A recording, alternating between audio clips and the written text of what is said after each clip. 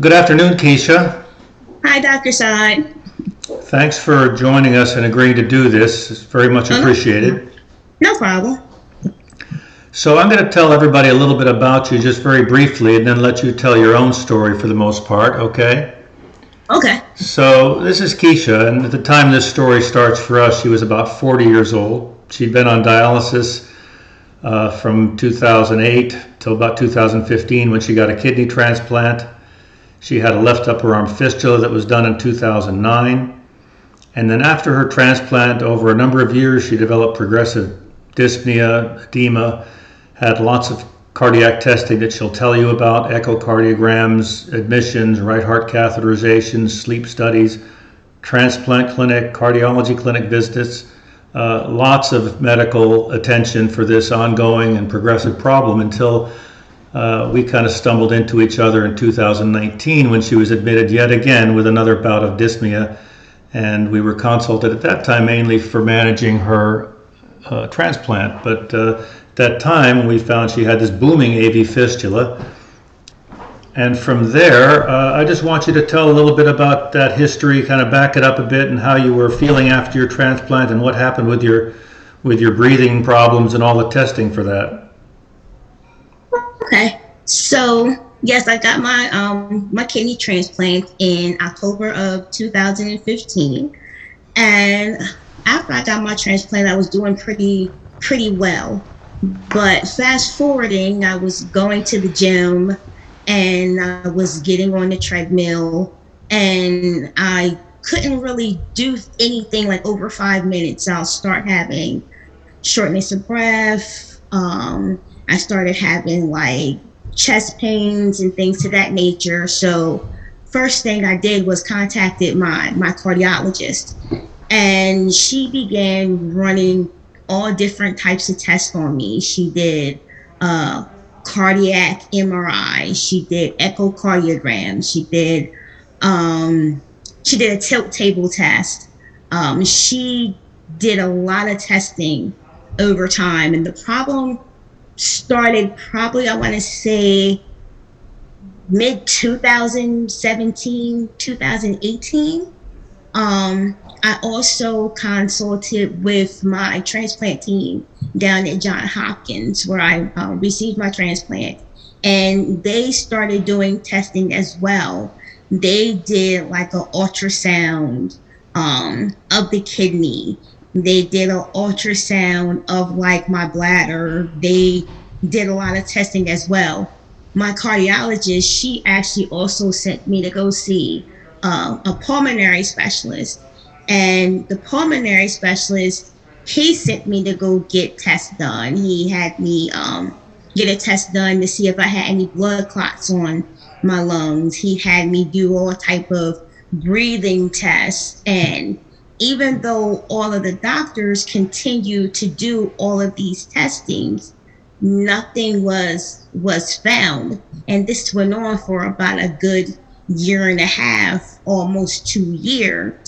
And every time, I started feeling that shortness of breath or starting getting that chest pain, it always presented itself as if it was a cardiac issue, but nothing was ever found. One thing that the pulmonary specialist did find throughout all the testing was I did have sleep apnea, and I was actually tested for sleep apnea about 3 or 4 times, and I guess the fourth time was the charm, because that's when they were finally able to diagnose it. But fast forwarding, I was at an event with my son who attended the University of Delaware, and it was Parents Weekend. And I remember I was walking from the UD Stadium back to the car where we were parked at, and I just couldn't do it. I was really out of breath. My chest was hurting me really bad. I actually stopped and I threw up. And at first I thought maybe it was just indigestion. And the UD police, they came up to me and they asked me if I was okay.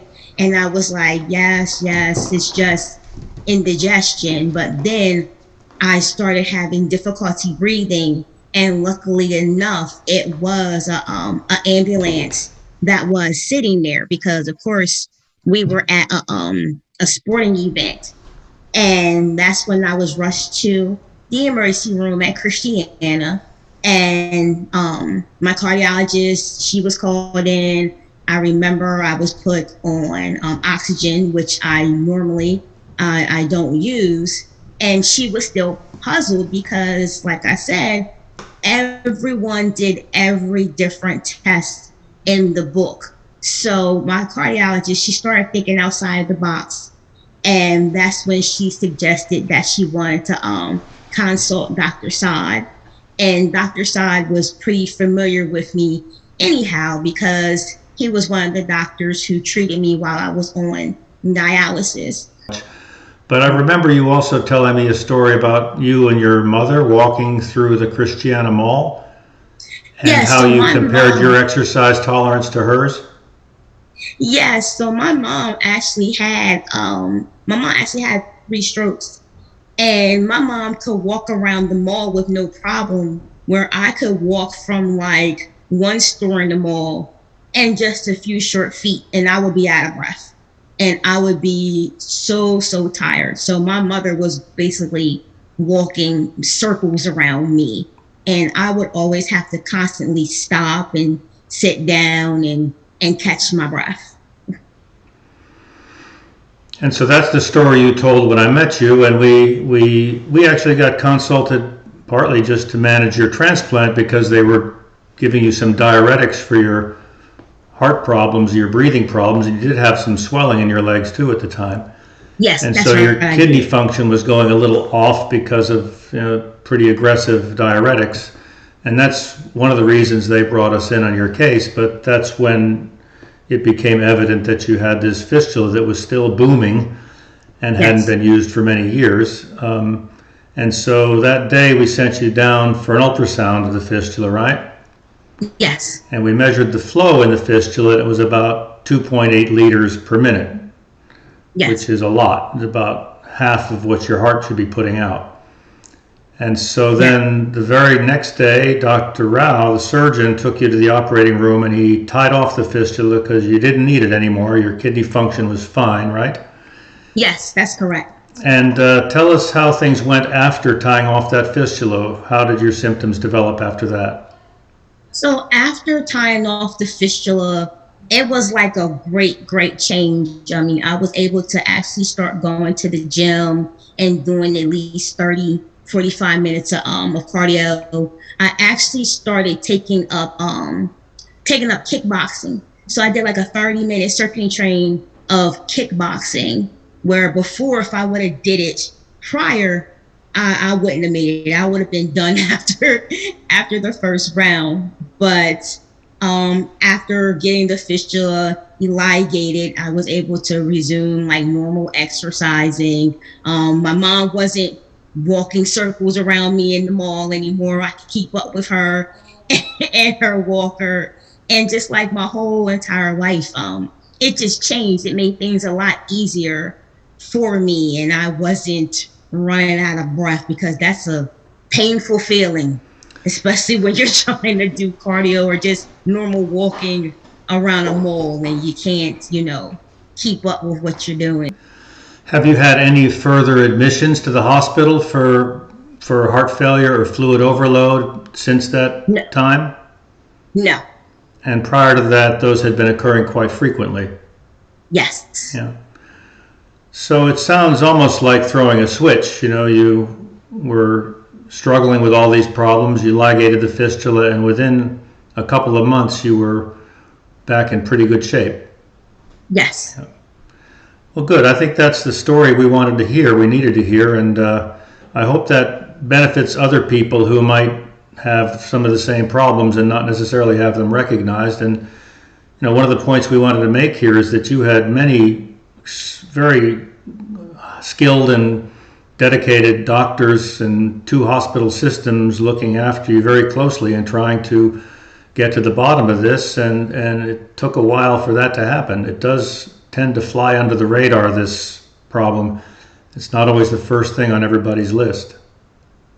That's very, very true. And like I said, right after you usually get the transplant, or even before you get the transplant, they always tell you, well, you'll always, continue to have the fistula just in case you ever have to go back on dialysis. But the end goal is hopefully you won't have to go back on dialysis, because for me, it'll be 7 years next month. Well, you take good care of your transplant, Kiesha. Have to. I'll tell you also, Definitely have to. you're working full time, right?